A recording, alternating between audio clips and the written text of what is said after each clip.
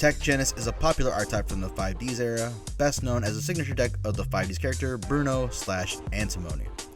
The archetype was introduced in the final booster set of the 5Ds era Extreme Victory. The primary main deck TG monsters are Cyber Magician, Striker, Warwolf, and Rush Rhino. Cyber Magician, a unique tuner that allows for the other material to be in hand with the restriction that both the material and the synchro monsters are both TGs. Striker and Wolf, the primary starters of the deck, and Rush Rhino, an archetype level 4 beater. All of the main deck TG monsters share the same effect that during the end phase of the turn they're destroyed, you can search for any TG monster with a different name. For modern players that may sound like a slow effect, but in the Tengu Plant era this follow-up is almost unrivaled.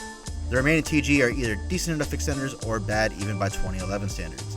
While a card like TG Falcon may look fine from a combo extender standpoint, TG is more often than not a control deck.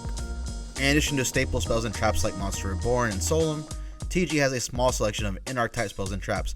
The most notable of these is TG1 EM1, a trap version of Creature Swap.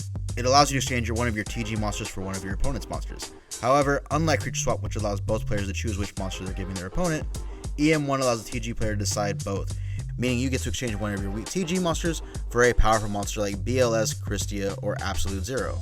Once you've taken control of your opponent's monster, you're free to attack and destroy it to activate its graveyard effect.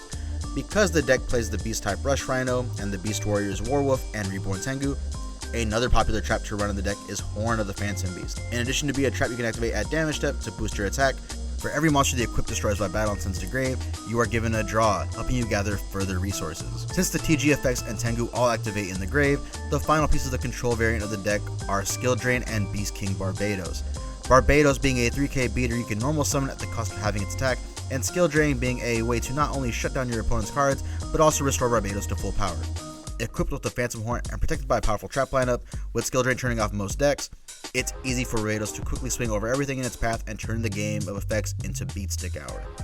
The extra deck TG monsters add another level of power to the deck with the goal of bringing out a boss monster to rival Quasar Dragon, TG Halberd Cannon, a level 12 synchro that can negate summons and float into any TG monster in your grave. In addition to Halberd Cannon, we also have the level 10 Blade Blaster, which can protect itself similar to Drill Warrior, with stats on par with Shooting Star Dragon. On the lower end of the TG synchros, we have the 3 level 5s, TG Power Gladiator, a 23k beater with piercing damage and a draw for every monster it destroys, TG Wonder Magician, the first synchro tuner that can pop the spell or trap on summon and give you a draw off its own destruction, and one of the top cards of the format in TG Hyper Librarian. The final TG synchro monster is their Super Go Dragonfly, who at the time was the only generic level 2 synchro. This week we're going to focus on TG control, meaning we're skipping out on Halberd Cannon and Blade Blaster in exchange for shutting our opponents down. Starting things off, we have our TG lineup, 3 copies of Striker, 3 copies of Warwolf, and 3 copies of Rush Rhino. We're skipping out on Cyber Magician because Skill Drain renders it useless. Next up we have our Tengu trio. In addition to being excellent synchro fodder, their effect to flow activates in the grave, meaning they're unhindered by Skill Drain. And as Beast Warriors, they are excellent targets for Horn of the Phantom Beast. After that, we're playing 3 copies of T-King. Even though Skill Drain shuts it down, it's still an anti-cane beater that hinders our opponent while helping us hide what we're playing on turn 1 while we await the arrival of our traps and Barbados. Our final 2 main deck monsters are 2 copies of Beast King Barbados. The main deck's win condition under Skill Drain, and due to its effect to normal summon itself, it is never a brick. Onto the spells, we start with 3 copies of Pod Duality. While we are a synchro archetype, we are more than happy to sit on a single normal summon.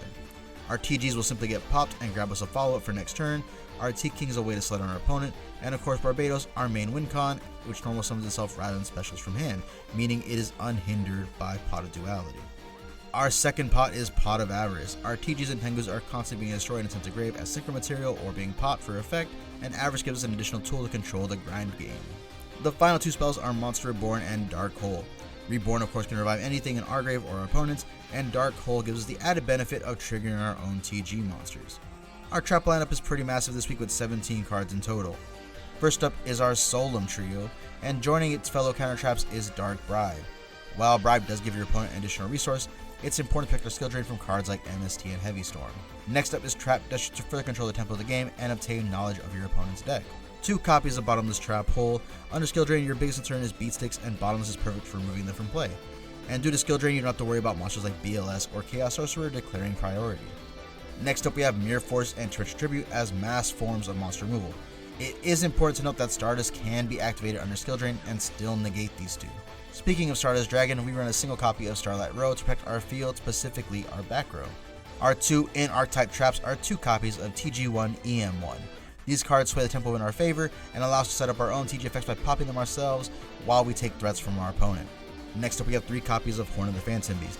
This card not only buffs our monsters, but gives us additional resources. Combined with our final trap cards, 2 copies of Skill Drain, we very easily overwhelm our opponent with simple beaters and resource advantage. Onto our extra deck, we start off with our level 5 lineup, TG's Hyper Librarian, Power Gladiator, and Wonder Magician, joined by the 1 non-archetype Catastor. Our TGs having various effects to help us when Skill Drain isn't present, and Catastor being a staple of the format. Our 2 level 6s are Brio and Gaia Knight. Brio, a staple of the format with a powerful bounce effect, and Gaia, a generic vanilla level 6 with a nice 20k attack for when Skill Drain is present. Our 2 level 7s are Black Rose Dragon to wipe the field, and a control option that few decks get to run in Aturia Barkion. Our 2 level 8s are once again Scrap Dragon and Stardust Dragon.